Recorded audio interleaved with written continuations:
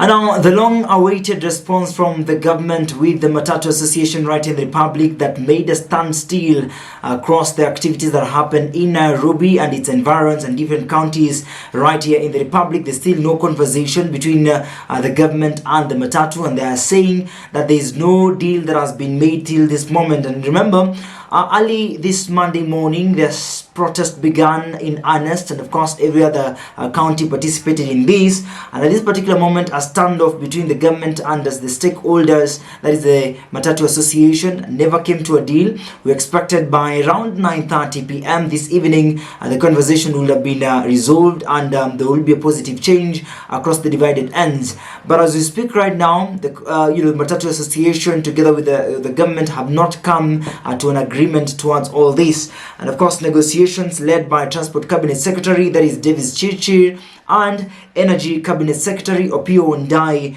stretched into the evening. We hoped to have a positive engagement, but no agreement had been made and reached by this time. Now, as we speak, parties addressed the media at around 9:30 AV.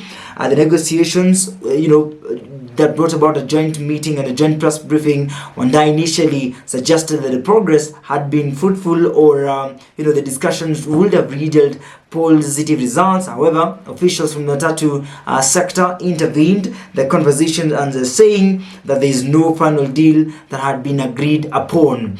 Early this morning also, not only the Matatu Association that the transport that had been affected, also the children and students were affected because they had to halt their classes and their learning just to go home and of course to deliberate of how tomorrow will bring. Up to this moment, we do not know if tomorrow as well, that is Tuesday, will take the same route, but we're waiting to see. Of course, we are optimistic that things will run smooth and well upon the mentions that have been made by the promises that had been made by the government as well. Tuesday is coming, and of course the rest of the days are coming. I do not know if the entire week will be affected, but we are only optimistic to see the change and times of what will take shape across the divided. And so many counties are here, that is within Nairobi and its environs. Other counties in Busia, Kakamega have been mentioned. Of course, protests took the center stage across the entire time. Business have been affected, and of course also we realized and also we saw